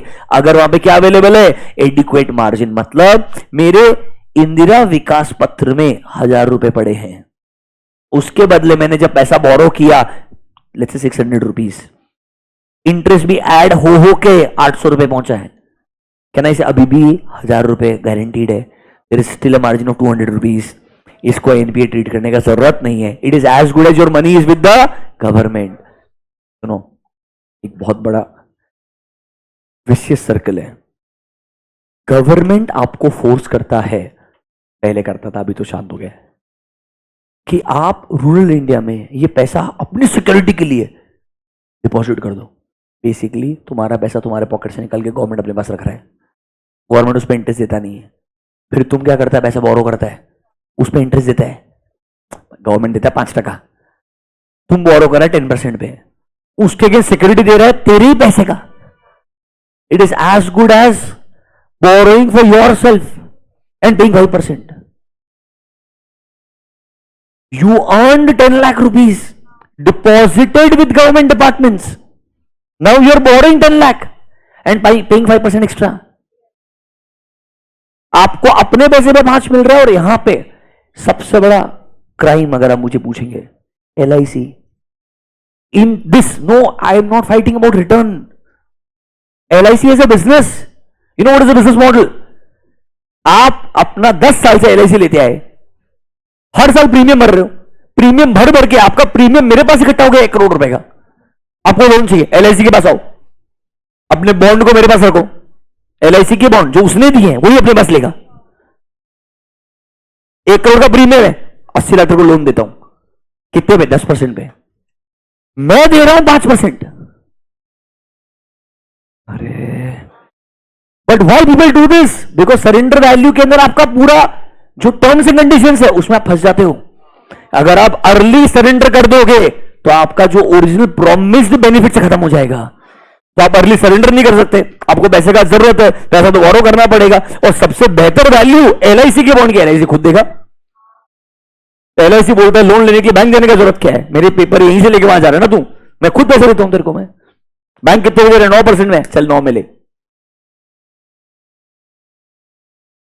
It's a vicious cycle designed in a manner where they're just giving you only money, your own money, and they're making money. I hope you understand this. I don't want to go next. चलो आगे बढ़ो, मतलब इसके ऊपर आगे discussion नहीं, कितना एक लाइन है। एग्रीकल्चरल अगले 7:30 तक रोज क्लास होगा, पहले बोल रहा हूं, कोई डाउट नहीं चाहिए दिमाग के अंदर। और जब तक बैंक ऑडिट नहीं होगा कोई रिवीजन नहीं होगा, नहीं होगा। 200 सीरीज कराया रिवाइज पूरा, 300 कराया, 315 2 दिन पहले कराया है। अरे ऑडिटर्स पूरा रिवाइज कराया अभी, बराबर है कि नहीं है? आधा 500 लास्ट 2 हफ्ते में पढ़ा है, 700 लास्ट में। I promise I will revise on the last day, I have to finish this, okay? Very nice. चलिए, agricultural advances affected by natural calamities. सुनिए, सिंपल सी बात है, इधर कुछ लिखा नहीं है, नॉलेज के लिए। RBI time to time, for example, extreme जब सिचुएशन हो जाती है, लेट्स से ड्रॉट हो गया है, या फॉर एग्जांपल एक्सट्रीम फ्लड्स हो जाते हैं किसी एरिया में, वहां पे बहुत सारे लोगों ने जो पैसा बोरो किया होगा, अब जिनकी बिजनेस पर्पसेस के लिए जिसके अगेंस्ट पैसा बोरो किया होगा, वो सबका बहुत नुकसान हो जाता है। तो आरबीआई समय बाय समय इन रिस्पेक्टिव स्टेट्स के रिगार्डिंग नोटिफिकेशन लेके आता है कि भाई इस नेचुरल कैलामिटी के तहत अगर कुछ लोगों को बहुत ज्यादा नुकसान हो गया है, तो आरबीआई उन बैंक्स को बोलता है बिकम लिटिल लीनियंट, इनको एज ए एनपीआई क्लासिफाई मत करो, इनको आप इंटरेस्ट के लिए टॉर्चर मत करो, परेशान मत करो, लेट देम रिकवर, कुछ कुछ लोन को माफी भी करना पड़ता है। ये नोटिफिकेशन समय बाय समय आरबीआई लेके आता है। जैसे कोविड के टाइम पे I told you they brought a concept of moratorium. Moratorium is a period where they told you don't pay your EMI, still it will not be classified as a NPA. 90 days का calculation शुरू ही नहीं होगा। Are you understanding this? This is how it is designed. Agricultural advances affected by natural calamities, banks में decide their own relief measures, that is वो conversion कर सकते हैं, एंड आरबीआई अपना एक प्रॉपर गाइडलाइन देगा income recognition, asset classification, provisioning के लिए फॉर सच सिचुएशन। तो जो भी आरबीआई का गाइडलाइन रहेगा वो आपको मानना पड़ेगा। नहीं चाहिए एडवांसेस तो साफी टाइम पास था, कुछ ग्रेट नहीं है। अभी तक अगर आप मुझे पूछेंगे जो हमने डिस्कस किया उसमें आपको हेल्प कर देता हूं कुछ इंपॉर्टेंट मार्क करने के लिए। ये बॉक्स इंपॉर्टेंट था, ये बॉक्स आना चाहिए, एनपीए का डेफिनेशन आना चाहिए, एंड आउट ऑफ ऑर्डर भी आना चाहिए। इन तीनों में ऑप्शन नहीं है, box, NPA, out of order आना ही चाहिए। अगले पेज पे ओवरड्यू ठीक है, एग्जाम्पल ठीक है। ये जो बॉक्स है इसमें आपको 15%, 25, 40 एंड 100 ये परसेंटेज पता होनी चाहिए। इसके आगे सीधा आगे आ जाऊं directly. Erosion in the value of security, ये इंपॉर्टेंट है, ये आपको आना चाहिए। Erosion in the value of security, इसमें भी पॉइंट नंबर 2 ज्यादा इंपॉर्टेंट है, बट ऑब्वियसली दोनों ही पढ़ने चाहिए आपने। पॉइंट नंबर 2, जब लेस देन 10% ही रिकवर होगा out of outstanding balance, directly classify that as a loss asset. ये बहुत इंपॉर्टेंट है।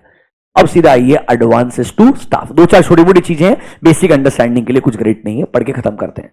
तो हो सकता है ना, अब बैंक के जो एम्प्लॉइज है वो बैंक से ही लोन लेते होंगे, बैंक के जो एम्प्लॉइज है बैंक से ही, उनको ऑब्वियसली रेट ऑफ इंटरेस्ट कम लगता है, तो will they borrow money from bank itself? Yes. Rather originally PSU banks में बहुत इंटरेस्टिंग चीज हुआ करता था। अगर आपके एम्प्लॉइज अगर होम लोन लेते थे तो you know the concept that initial phases में जब आप ईएमआई देते हैं आपका प्रिंसिपल रिपेमेंट कम होता है, इंटरेस्ट ज्यादा जाता है। होम लोन आपको मालूम है ना, इनिशियल फेजेस में, you know that right. Home loan का रीपेमेंट जब आप करते हैं 10 साल का पीरियड है, तो पहले 1-2 साल में तो मेजर आपका इंटरेस्ट ही जाता है, प्रिंसिपल अमाउंट कम रहता है, क्योंकि the outstanding amount is big, so the interest amount is big.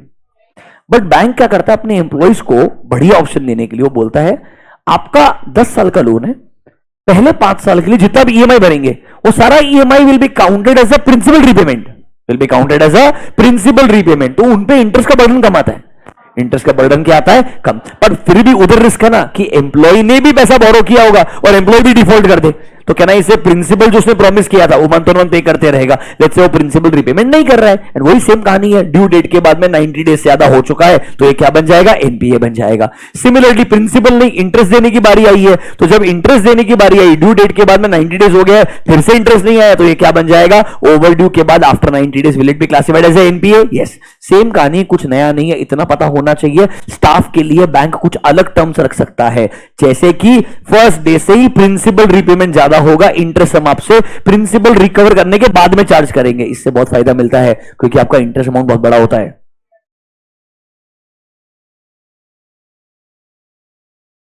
तुमको बताया था मैंने शायद। सेकंड एग्जांपल, 1 CR का लोन है आपका, 15 years, 8.75। Look at the principal amount, 1 crore rupees. अरे भाई नहीं चाहिए। Can you see interest amount 81 lakh rupees?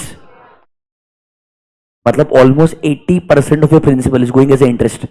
And see carefully, 15 साल, इसका इसका भी डिटेल मिलता है यहां पे। अगर आप आएंगे देखिए, first year opening balance 1 crore, EMI you are paying 12 lakh, annual EMI है आपका, उसमें से interest paid is 876, principal is hardly 3 lakh. अगर मैं बोलूं एम्प्लॉय के लिए उल्टा हो जाए तो आपका इंटरेस्ट ओवरऑल कम हो जाएगा, प्रिंसिपल अगर अर्ली रिपेमेंट होना शुरू हो जाएगा तो interest counting will be lesser, तो इंटरेस्ट बर्डन ओवरऑल कम आ जाएगा। सिर्फ इतना ही चेंज करना है कि भाई प्रिंसिपल रिपेमेंट बढ़ा दो और इंटरेस्ट कम कर दो, मतलब इंटरेस्ट कब से चार्ज करूंगा, अगर वो डेट चेंज हो जाए तो पूरा कैलकुलेशन चेंज हो जाएगा। समझा क्या आपको मेरा बात? I hope you understand. ये पीछे जो भी है ना भाई, बैठना अभी, जो भी है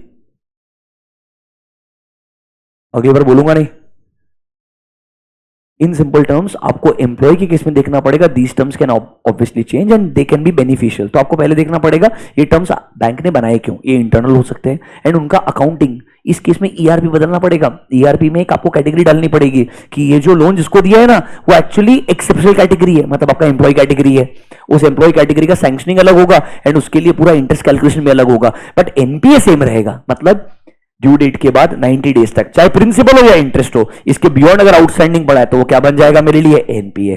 for NPA purpose it will not change, but for interest charging purpose bank can have their own policy. It's a very beautifully defined logic, because आप बैंक के एम्प्लॉई है, बट लोग इसका भी मिसयूज करना शुरू कर चुके थे। वो क्या करते थे, बैंक एम्प्लॉई के नाम पे ही प्रॉपर्टीज खरीदने का ट्राई करते हैं, उनके नाम पे लोन लेते हैं, फिर प्रॉपर्टी ट्रांसफर करते हैं, लोन ट्रांसफर करते हैं, just try to do all this, but this is now come down because RBI is scrutinizing it in heavy detail and banks ने अभी ये इतने better offers कम कर दिए हैं comparatively, वो देते हैं incentive, वो क्या बोलते हैं डायरेक्टली, इंटरेस्ट रेट ही कम चार्ज कर दो इनको सीधा, इतना बेनिफिट देने के बजाय चार्ज दे में लोअर रेट ऑफ इंटरेस्ट 0.5 पैसा या 0.75 या 1% कम दे दो, इतने में तो एटलीस्ट आपका एम्प्लॉय कंपेरेटिवली खुश हो जाएगा। Is this clear to you? इसमें डेंजरस चीज एक ही है बेटा, जब अपन लोन लेते हैं, जैसे कि फॉर एग्जाम्पल सिंपल चीज, वैसे मैंने बताया आपको, लोगों ने जब कोविड के पीक में घर परचेस करने शुरू किए, रेट ऑफ इंटरेस्ट था 6.75, तो आपका इंटरेस्ट अमाउंट देखो कितना था, 25 लाख या लेट्स से 1 CR के ऊपर,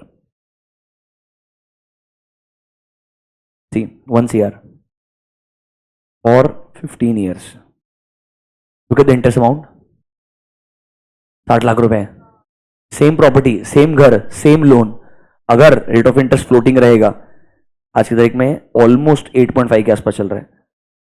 look at the interest amount, समझा क्या? मंथली ईएमआई आपका घर बढ़ जाएगा और साथ साथ में इंटरेस्ट। अब प्रॉब्लम क्या होगा, सुनो, जब तुमने लोन लिया था तो तुमने सोचा था कि मैं ईएमआई ऑफ 90,000 पे कर पाऊंगा सैलरी में से, 10,000 रुपए का एडिशनल ईएमआई मान लो पे करना हर किसी के लिए पॉसिबल नहीं होता है। वो बोलेगा मेरे को ईएमआई 90,000 ही चाहिए, पर रेट ऑफ इंटरेस्ट गवर्नमेंट ने कितना, बैंक ने कितना कर दिया, लेट्स से 8.5 कर दिया, ईएमआई बढ़ गया। अब ईएमआई कम करने के लिए क्या करना पड़ेगा, सुनना ढंग से, आपको ईयर्स बढ़ाने पड़ेंगे, 19 years. Now look at the interest amount, double हो गया, 60 से 1.10 के आसपास चले जाएगा। This is the biggest challenge. इसीलिए when they say you borrow from a bank when the rate of interest is low, it's a dangerous situation because you are thinking about current EMI, not thinking about how things will change after few months और may be 12 months और 18 months जब interest rate बढ़ना शुरू होंगे। समझा क्या? Calculation बहुत खराब होता है and lot of people get stuck in this is called as debt trap. Obviously bank को कोई फायदा नहीं, बैंक को अच्छा है सब। Sir advances to staff, can you give advances to staff? Yes, वो सर एडवांसेस के पोर्टफोलियो का ही पार्ट बनेगा। कभी कभी ऐसा हो सकता है, एक example, interest is payable after recovery of principal, तो इंटरेस्ट को हम ओवरड्यू कंसिडर नहीं करेंगे।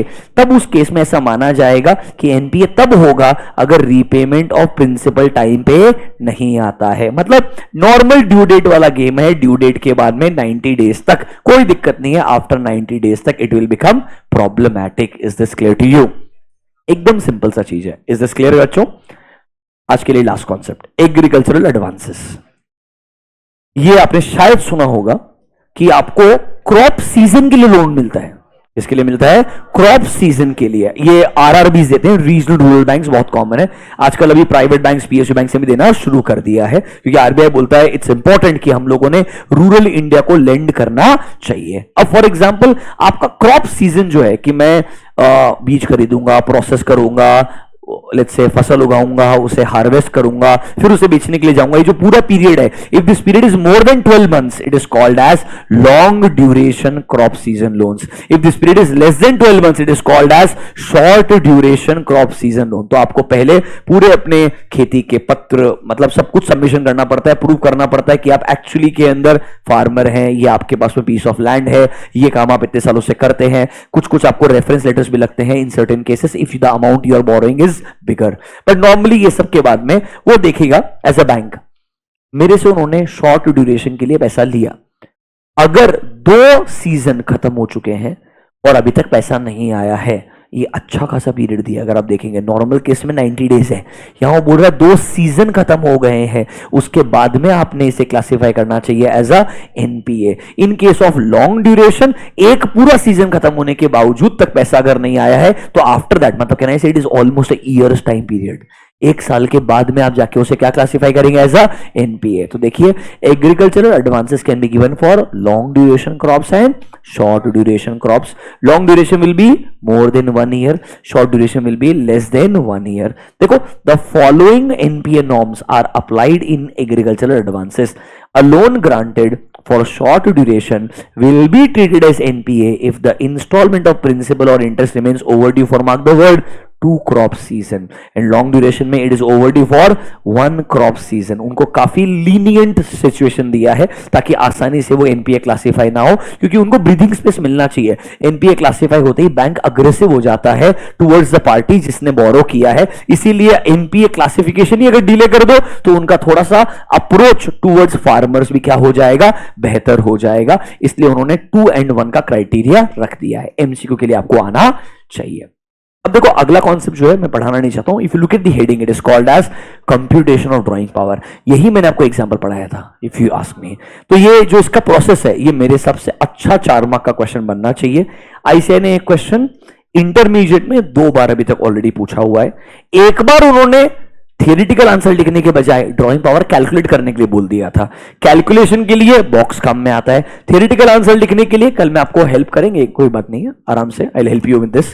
आई will help you identify 5-7 logical points. It will be very straightforward. अगर अब आप शांति से सोचेंगे, once this is done we will actually start with the audit. मतलब यहां तक एक्चुअली में क्या था, एडवांसेस वाला पार्ट था। आज वाला पार्ट मेरे हिसाब से कोर था। एक रिक्वेस्ट है, घर जाकर थोड़ा रिवाइज करना। कल हम ड्राइंग पावर वाला पार्ट पढ़ के ऑडिट ऑफ एडवांसेस शुरू करेंगे। गाइस चलिए, I will see you tomorrow. Enjoy, have a good day.